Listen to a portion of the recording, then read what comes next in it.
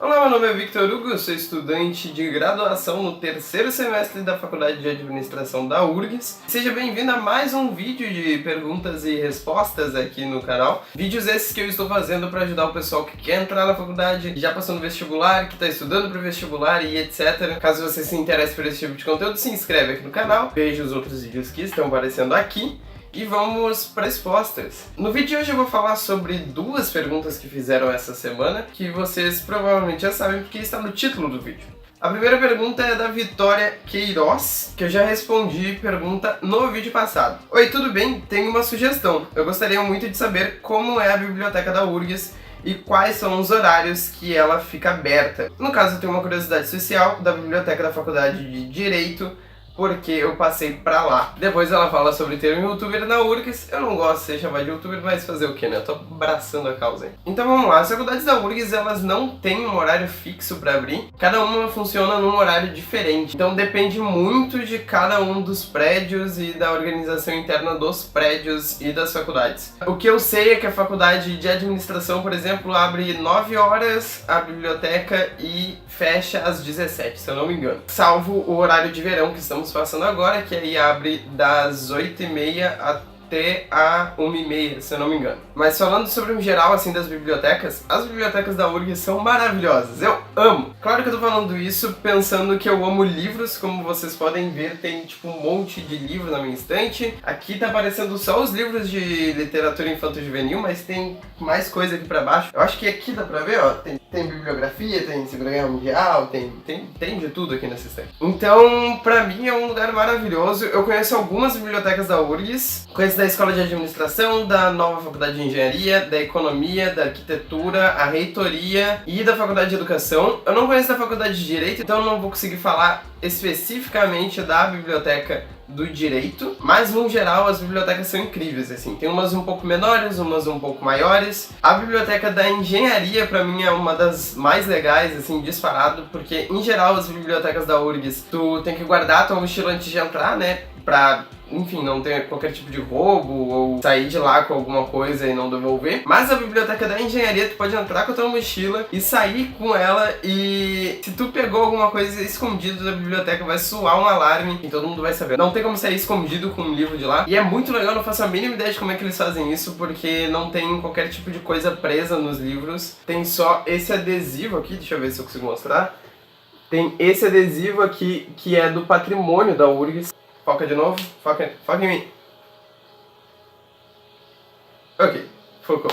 Enfim, é muito legal. Algumas bibliotecas são pequenininhas, tipo a biblioteca do ICBS, que é o prédio das Ciências Básicas da Saúde, que fica no campus do centro. Ela é bem pequenininha, tem poucos livros, tem um pouquinho de livro de cálculo, um pouquinho de livro de anatomia, umas coisas assim. Tem bibliotecas muito grandes, que nem essa que eu já citei da Engenharia. A biblioteca da Educação é bem grande. A da Faculdade de Economia é gigante, tem 2 andares. Então tem de tudo. As bibliotecas da URGS, elas têm não só livros, como também algumas tem jornais, tem periódicos quando eles eram entregues em forma física. Então tu consegue fazer uma referenciação bibliográfica para qualquer trabalho que tu quiser em qualquer uma das bibliotecas. E no geral é muito legal. Algumas bibliotecas têm especificidades, tipo a da Arquitetura tem uma sala, uma câmara controlada com livros de 200, 300 anos. Livros enormes, tem livros muito grandes, tem livros, sei lá, desse tamanho, assim, que não dá pra ver na tela porque eu fiz o braço maior do que o que tá gravando. Mas é muito legal. Inclusive na biblioteca da Arquitetura é um puta lugar pra estudar, porque tem um segundo andar com uma luz bem confortável, assim, umas mesas, um carpete, um ambiente muito legal pra ficar estudando, dá pra ficar lá horas estudando sem se preocupar. A biblioteca da nova Faculdade de Engenharia também tem computador disponível, tem sala reservada, assim como a biblioteca da Escola de Administração. No geral, é muito legal, são mais de 30 bibliotecas integradas. Caso você queira ver o que tem na biblioteca da URGS, pode procurar no site do SAB, que é o Sistema das Bibliotecas, lá que eu não sei a sigla certinho, mas o SAB, tu joga o nome de um autor ou o nome de um livro e tu vai ver em quais bibliotecas tem, quantos livros tem, pode pedir, reservar um livro caso esteja com alguém. É realmente muito completo o sistema, ele acabou de ser atualizado, no final do ano passado ele foi atualizado para um outro site, e agora dá pra mexer pelo celular também. Antes era meio estranho de mexer pelo celular, tinha só a versão para desktop. Eu recomendo quem tá entrando na URGS mexendo, sabe? Porque algumas cadeiras vai ser extremamente importante na biblioteca. Tem gente que não vai, gente que realmente baixa PDF, que não tem tempo para ir até a biblioteca porque abre em horário comercial em geral. Passa um pouquinho, né, dependendo da faculdade. Mas é isso daí. Falando agora sobre os livros que tu realmente precisa na faculdade, porque muitos livros é para pessoal da pós-graduação ou para alguma coisa específica que tu vai estudar. Para quem realmente precisa, em geral, os livros que os professores indicam tem aos montes na biblioteca. Eu posso dar um exemplo de um livro do professor Sidney, da administração da URGS e da sociologia, que ele tem um livro publicado e a gente usa em sociologia aplicada à administração. Na biblioteca da administração tem uns, sei lá, 12, 15 livros dele, e aí os professores passam para os alunos e tem para todo mundo que vai buscar. É muito raro faltar livro. E se não tem lá, tem outra biblioteca também, tu pode baixar PDF, pedir pra tirar cópia, tem um limite máximo de cópias por obra, né, pra não virar crime. Não que alguém siga, mas é legal não sair xerocando tudo e distribuindo. E aproveitando essa pergunta, eu gostaria de mostrar alguns livros que eu tô comigo aqui, porque eu fui na biblioteca, eu tô gravando esse vídeo na sexta-feira, eu fui na biblioteca quinta-feira procurar uma coisa e saí com 4 livros que não tinha nada a ver com o que eu tava procurando. Ai, caramba, derrubando esse livro, não fiz nada, Lucas, relaxa. E mostrar alguns livros e mais ou menos o que vocês vão encontrar. O primeiro livro que eu tenho aqui na mão é História da Riqueza do Homem, do Neil Huberman, e a gente lê esse livro em Teorias Organizacionais 1, é um livro obrigatório para ler nessa matéria, é o primeiro livro que a gente lê na faculdade, se eu não me engano, pelo menos para administração, né? E ele é um livro de história e de economia, e ele explica como é que foi se desenvolvendo a noção de economia que a gente tem hoje e de riqueza como a gente vê hoje. Ele é um livro dos anos 30, porém ele é muito legal de ler, e ele tem tipo umas 4 ou 5 edições na biblioteca da URGS, apesar de eu ter lido pra matéria em PDF, eu não busquei lá. Mas eu tava na biblioteca ontem da escola de administração, eu achei esse livro e eu resolvi terminar ele, porque ele é realmente muito legal. E eu tô com tempo nas séries. Então, esse livro é realmente bom. Das leituras obrigatórias, talvez seja o único que eu leria, assim, por prazer, porque é realmente bem legal. Outro livro que eu também encontrei na biblioteca da escola de administração, e eu tô mostrando ele justamente porque ele tá na biblioteca da administração, é o Modernidade Líquida, do Zygmunt Bauman. Eu tô mostrando isso justamente porque ele tava na área de sociologia da faculdade de administração. Ele, na verdade, é o terceiro livro de uma sequência da defesa do Zygmunt Bauman a respeito da modernidade líquida, falando que as coisas hoje em dia são muito mais fluidas do que antigamente, quando a sociedade se organizava de uma maneira bem sólida e rígida. E eu peguei esse livro, não comecei a ler ele ainda, apesar de saber esse mínimo resumo, mas é legal pra mostrar que tem coisas de diferentes áreas nas bibliotecas, tem coisas que que talvez sejam realmente interessantes pra ti. Bauman não é um livro que é interessante pra todo mundo, mas é uma coisa que eu me interesso. Por exemplo, que a Vitória falou em direito, se tu entrar na biblioteca do direito, é provável que tu ache algum livro dessa área que te interessa. E é legal que tu já desenvolve leitura pro decorrer da faculdade, porque a gente lê bastante, realmente. Em alguns cursos, muito mais do que em outros, principalmente nas ciências sociais. E aí, os 2 últimos livros que eu tenho pra mostrar são 2 que mostram que as bibliotecas da URGS, elas têm livros em outras línguas, e só por isso que eu tô mostrando eles. Esse aqui é o Post-Capitalism Society, do Peter Drucker. Ele tem versão em português, se eu não me engano, nas bibliotecas.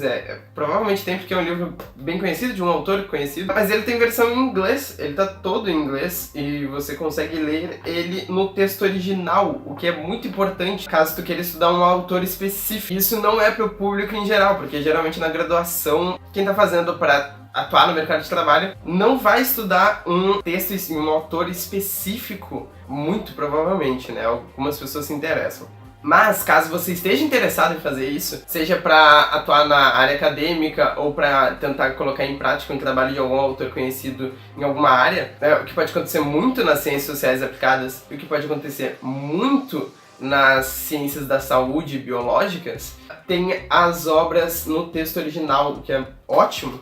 E esse segundo livro do Andrew Solé, de Tour de Monde, No Possible, No Impossible, que é um livro todo em francês, de um professor da Universidade de Nancy, na França. E ele é um livro da sociologia e tava lá na biblioteca também. Eu peguei esse, mas pra treinar meu francês, porque como vocês podem ver, não é tão bom assim, ele é uma merda. É bem legal esse tipo de livro, assim, caso você também esteja treinando outras línguas, que ele te dá um vocabulário muito mais rebuscado, muito mais complexo, do que caso você esteja só vendo uma série, por exemplo. E, enfim, era só pra mostrar o que tem no catálogo das bibliotecas da URGS, caso você queira procurar um autor específico, um texto específico, ou talvez algum artigo de algum periódico, joga lá no Sabe e é show de bola. E agora a pergunta que estava na frente no título, que talvez a maioria de vocês esteja interessado. É a pergunta do Lex Traves. Sou de São Paulo, meu sonho é morar no Rio Grande do Sul e fazer ciências da computação na URG, mas tenho medo de algo dar errado. Como é morar aí? Tem várias oportunidades de emprego? Essa pergunta é extremamente importante porque tem muitos alunos de fora do Rio Grande do Sul na URGS, muitos mesmo. Eu tenho colegas de Manaus, eu tenho colega de BH, tenho colega do interior de São Paulo, conheço bastante gente do interior de São Paulo, inclusive.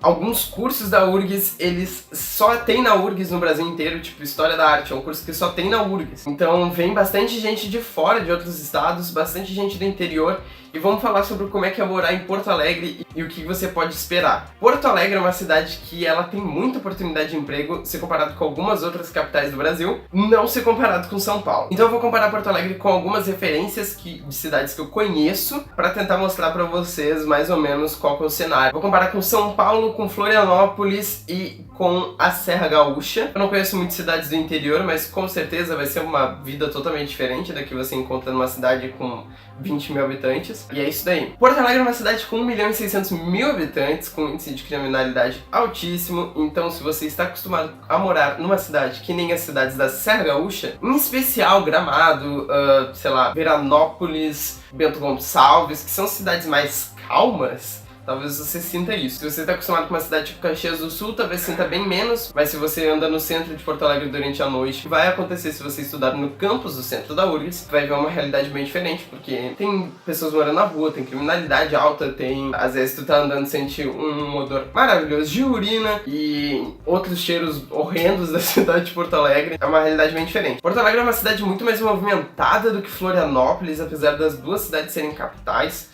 Até porque ela é uma cidade que tem quase 3 vezes o tamanho da capital catarinense. E Porto Alegre é uma cidade muito, mas muito menor do que São Paulo capital. Porque São Paulo capital é surreal. Ela é uma cidade fora de qualquer padrão do Brasil. Talvez o Rio de Janeiro, que eu não conheço, seja algo no mesmo nível. Mas, assim, é inacreditável o que São Paulo é. Então, Porto Alegre é uma cidade que dorme de noite. As coisas fecham de noite, ao contrário de São Paulo.